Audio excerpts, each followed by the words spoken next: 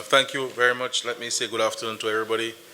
And in a special way, I would like to recognize the reps from IECA and FAO and CARDI and the CDF, the Aid Bank and the EU, and of course our Chinese friends. I want to say to Mr. Louis that I will have to speak to Mr. Edison James about the ticket to London, because he is the only former Prime Minister alive who knows about it, so I will have to ask him about that.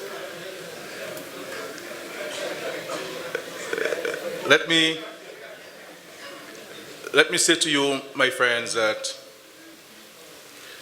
we have come here today in a serious engagement with farmers and stakeholders. I give you the assurances that this is not the usual talk shows that we have in consultations around the world and around the globe. And every point that you have made has been duly noted and will be considered in the overall review of the government's strategy on agriculture. I want to make a few general and specific points. I've been hearing a lot of talk about youth and agriculture. And I must say that every government we've had has had various programs targeting youth in agriculture. But I have a few questions to the public. How many of our children are farmers? That's point one. Point two, how many of us have backyard gardens at our homes in Dominica? Another question is, how many of us who have received scholarships from governments, who have done various degrees in agriculture, have farms, are producing, are growing crops? If we have medical doctors as farmers and we who are trained in agriculture do not have farms, then what do we expect to have?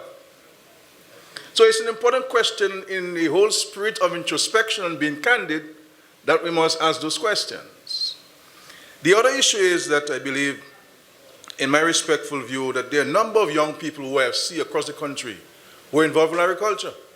I travel the length and breadth of Dominica and I see a lot of young people involved in agriculture. My view is this, that we need to organize them and focus our attention and resources to those who are in it. And those who are in it will get the support, then those who wish to get involved will get involved. But I don't think it is wise for us to spend our time on those who do not want to get involved. Let us focus on those who are involved. Let us build capacity. Let us help them. Let us help them grow. Let's expand their farms. Allow them to make money and become rich so that the country can benefit from this. We have, for example, a young man from my constituency who was living in the United States, in the person of Jeffrey Bruni, who has come back utilizing new technologies. This is a young man. He's not 70 years old, he's not 60 years old. And the thing is that we have to identify those young farmers. My friend who spoke earlier, who's a young farmer. In my own constituency, there are many young people who are involved in agriculture. But unless we let people understand that agriculture is everybody's business, and that we have to have a positive outlook about agriculture. If every time we speak as a nation about agriculture is in a negative way, then what socialization are we providing for our children and young people? If every time we speak negatively about agriculture, then who is going to want to get involved in agriculture? I am a self-sufficient farmer. I sell eggs, I sell limes, I sell plantains, and I can introduce to the Ministry of Agriculture the 6-week variety of sweet potatoes. Especially post-storm, these varieties are very important. You harvest in 6 weeks.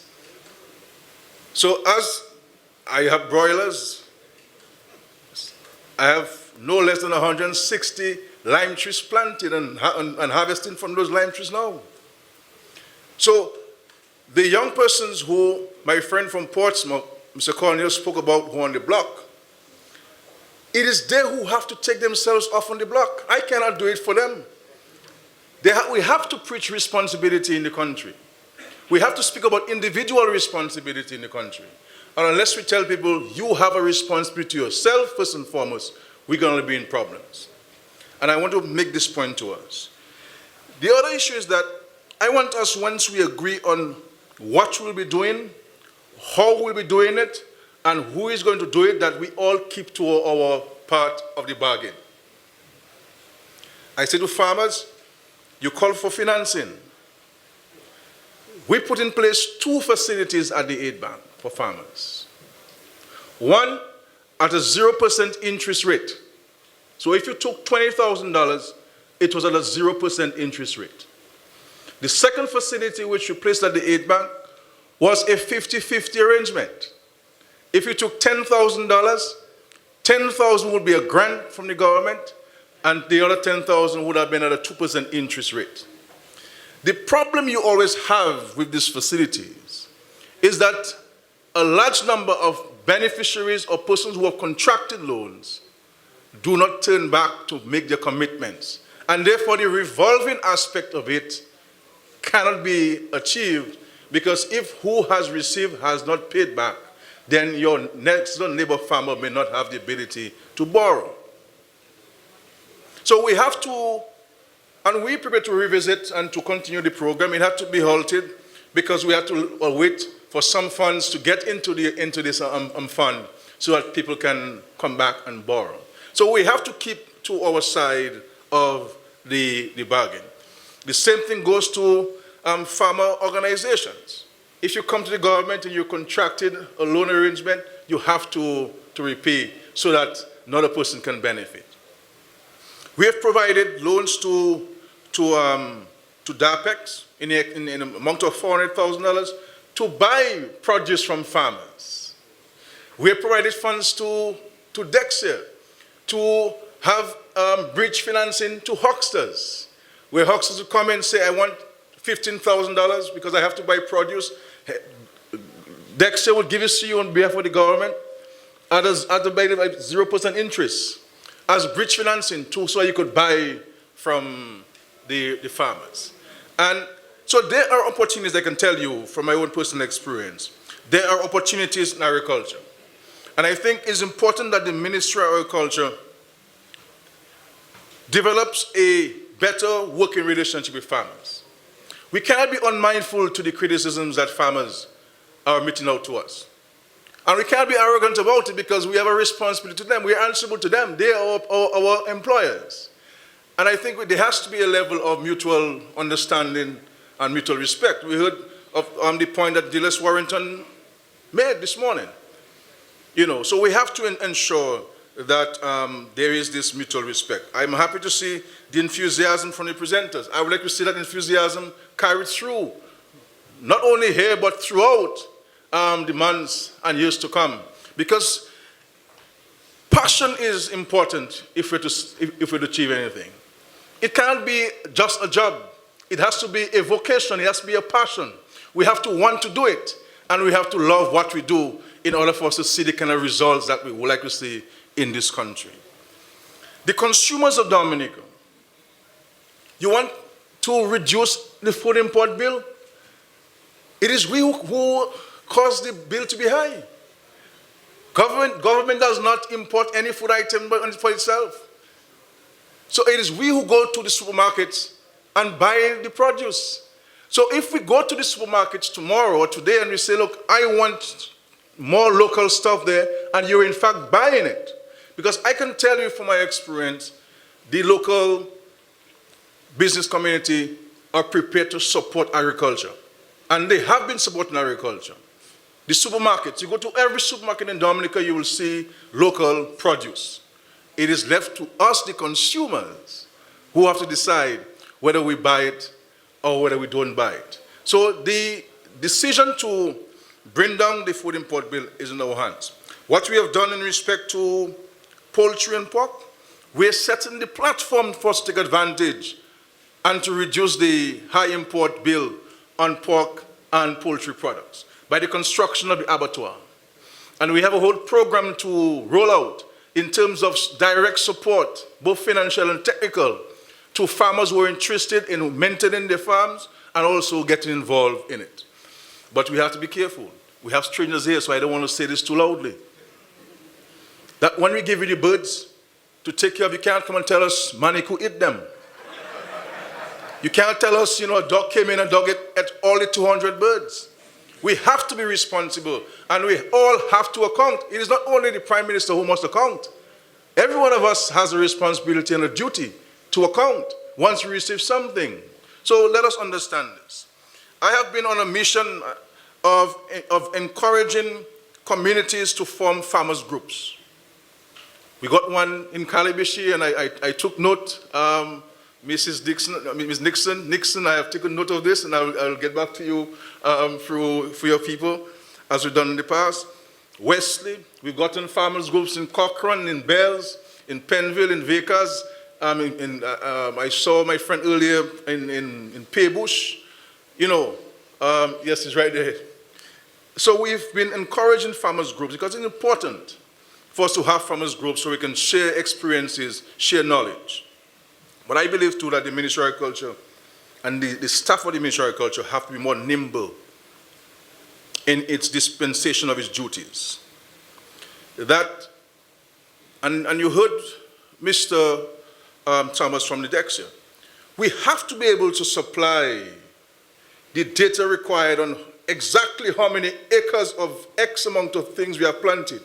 Who are the farmers? Where are they located? So we have that information readily available. And I find too often we do not have that information readily available. And how are we going to know our capacity to supply the external markets if we do not have a database? Where has AIMS gone? The government invests in a number of programs along with our partners, and they just disappear. So I think we have to put on the table, Mr. Permanent Secretary and Mr. Director of Agriculture, all of these programs that we have invested in. What is the status of those investments? What is the status of those programs? And to see which ones we can revive and resuscitate to make a contribution. Because it was all part of a strategy. These were all part of a plan. And if elements of the strategy are not carried through, we're going to have a problem in terms of the results. And therefore, we have to be mindful of this. I mean, the farmers are doing their part. I mean, it is difficult work. The issue of farm labor must be spoken about. Nobody spoke about farm labor. There's no way we can survive as farmers with the level of lack of productivity and understanding from those who provide labor on the farms. Foremen come to work if you, first of all, they don't have a file. So they have to borrow your file. They file their cutlasses on the job. Then in the usual storytelling business, when black people giving stories, you have to pay attention to them full time. So we're giving stories, and with the advent of talk shows, unless the talk shows don't end, nobody is doing work in Dominica. So we have to change our approach to things, and we have to look at ourselves rather than pointing the fingers and so forth. So the question is, living here today, what are some of the things I have to commit myself to or recommit myself to? As the Prime Minister, as the Cabinet, as the Minister, as the Division of Agriculture, as DEXA, as the Aid Bank, you the farmers, you the stakeholders, what is it I have to recommit myself to? All I'm saying to you is this. When this government talks about agriculture, we are serious about agriculture. And I believe that we can achieve much more in agriculture if we remain positive, focused. There is a reduction in partisanship in our approach to agriculture. Too many times, agriculture is too important to be muddied with political discourse. This is about our life, our survival, our daily bread. It is about the future of the country. It's about the health of the country and our children. And we talk about obesity. Why should a mountainous country with this fauna and flora and all these fresh fruits and vegetables be anywhere in any top list of obese people in the world? Why should it be? I mean, yes, we are more affluent now than we were 15 or 20 years ago. But we have to go back to the basics. We must not forget the basics. You know, you go to people's homes and everybody has cut every single tree down, including the fruit trees and they build a home. But nobody plants back a fruit tree. Nobody has a little seasoning at the back of the yard. And then we take the bohayo and the saison and then just pour it in food, and then that's when we cook. No fresh seasoning in the food we cook these days, because our cupboards are so filled with all sorts of imported seasoning. And then we complain about obesity. We have to address those things. Our school feeding programs. Why should we be having imported food items on the table for our children? Why must there be always dumplings? Why can't there be, you know, a banana pie or something? A plantain pie, or yam pie? You know, I can share the recipes, you know, with the schools if they want me to. But seriously, my dear friends, we have to commit and recommit ourselves to the national development of our country. Too much negative talk permeating our society and our time. We do not know how long we are on earth, and therefore we have to be positive. The Bible says that if you think positively, you will do positive things. If you think negatively, you'll do negative things. You know, I keep practicing for my job after politics, you know. I am trying to keep true to that and so on. But rest assured, my friends, that we came here to seriously engage you in a very sincere discussion. And that's why I sat there attentively and intently and listened to you and took some notes of the specific criticisms which you have placed on the shoulders of the government. And we have no hard feelings towards the criticism. We came here to be open, to be frank, to be honest, and we live here as a united people, focused on our development, focus on creating jobs in our country, focus on bringing foreign exchange in our country, focus on reducing the food import bill, and in so doing, by ensuring that those involved in this agriculture business, it is hard work, but they can make money. Because we need them to make money. If they don't make money, then it's not going to benefit any one of us. But I believe that there has to be a greater commitment on all stakeholders' side. And the government takes its responsibility, and we'll take our blows where our blows are required, but we have almost take responsibility. We can't project everything to the government. Because as the Minister of Finance, I can only give that which you have put in the treasury. So if you put $5, that's what I have to share.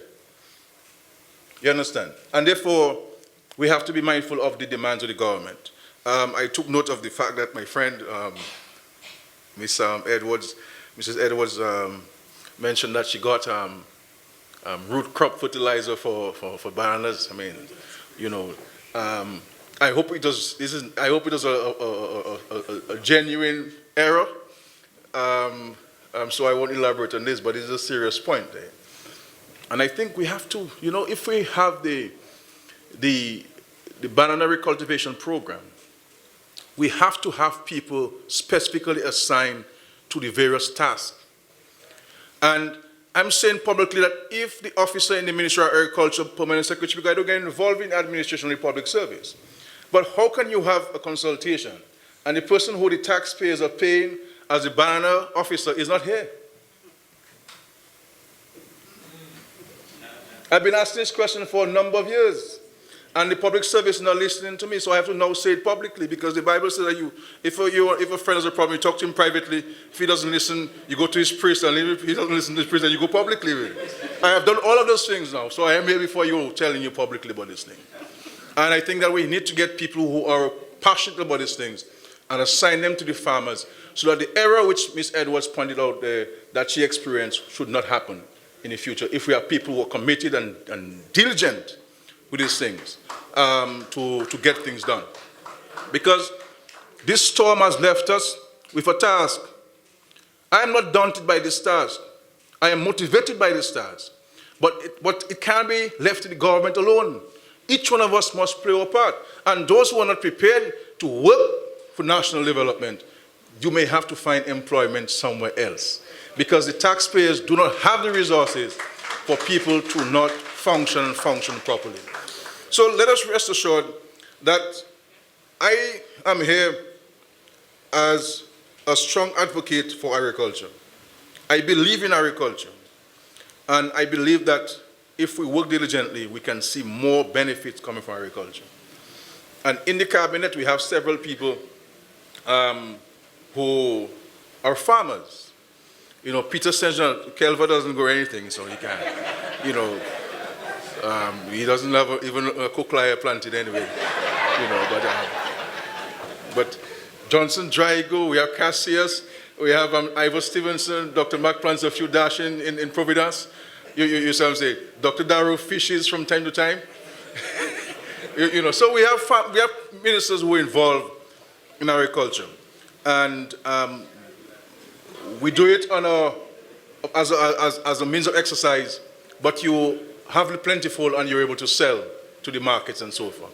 So let us live there, and I'm hoping that there can be a follow-up, so where all of the discussions would have been collated, reviewed, and come back to the farmers.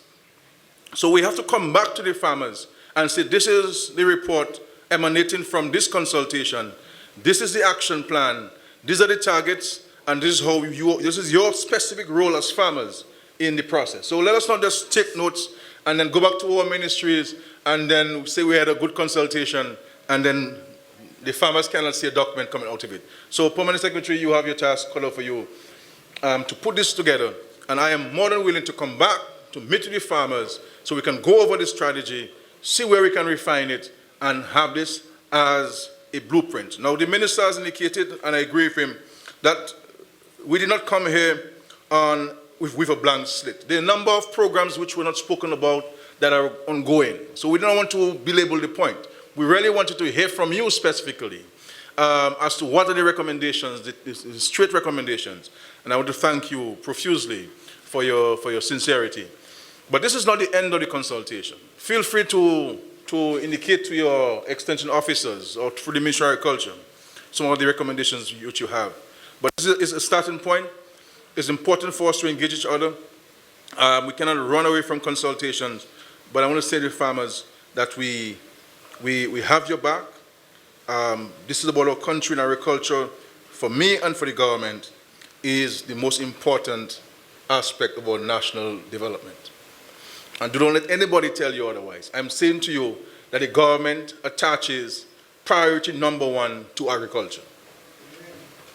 And we will never be unwavering. If you want people to criticize us about why are we staying in bananas? Why are we going to spend all this money buying this plantless from France? Just leave this alone. I do not want to ever see this country, whether I'm in government or out of government, having to import bananas for us to eat.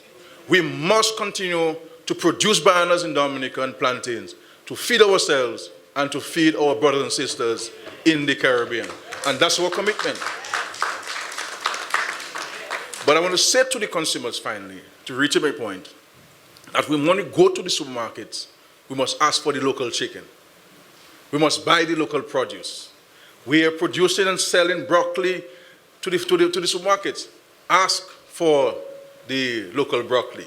The cauliflower, ask for them. We have for the Chinese support the various varieties of bell peppers. The white, the purple, the red, the yellow, the green. With all sorts of varieties of bell peppers. Ask, ma'am, which one was produced in Dominica? Show me, please. And when she shows you the one for Dominica, you grab it and you tell her, thank you very much, and you go and you pay it, because you are ensuring the sustainability of your jobs and the economy of Dominica. I pray God's continued guidance on you, the farmers, working so diligently, so diligently. And it's not easy. There are difficulties with farms, with diseases and pests, and we have to continue working together. The Ministry of Agriculture will not put Black Sigatoka under current management if we do not get the cooperation of farmers. You cannot want Black Sigatoka to go away if you're refusing to allow the people to come on your farms to assist you in managing it. So there has to be an understanding. I understand, farmers, that you have several decades of experience of growing food. But we have to understand that the new technologies that have been developed, we have to see how we can marry them. how we can cause them to work if we're to increase production and produce for the markets. Because the markets are demanding many things. When we started off with cutting a bunch of bananas and putting it on the geese boat, I mean, now it is more difficult to take your bananas than to have a child. I mean, the kind of details you have to go with on the farm, you know, is very difficult, very challenging. So I have great regard and admiration for farmers in Dominica and farmers elsewhere. Your job is one that's ordained by the Almighty. And of course, always your reward will be when all of us go before Him, you know, at the end of time. And I'm sure He would recognize your efforts in feeding the nation. Feeding the nation is important. But let us be positive. You know, there's just too much negative talk in this country. And then we wonder why our children are more wayward than before.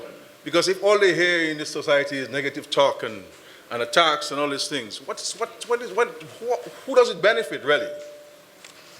That if we believe that we have to be maiming each other every single day, where we have a major task of rebuilding Dominica after Tropical Storm Erica, I do not see how people could have time other than focusing on national development if we truly love this country of ours. And so, thank you for coming. Thanks for your contribution. We respect your contribution. And this is why I made it very clear to the Ministry of Agriculture. We're not going to engage you in any confrontation or argument. You make a point, even if your point may not necessarily be true or correct, we have noted it, and maybe one-on-one we can clarify with you the point and so on. This is about listening, taking notes, assessing what has been said, evaluating what has been said, putting it as part of the program strategy, come back to you and say, these are the points you've raised, this is how we can factor it into the consideration, this is how we can utilize your recommendations, and this is your responsibility as farmers.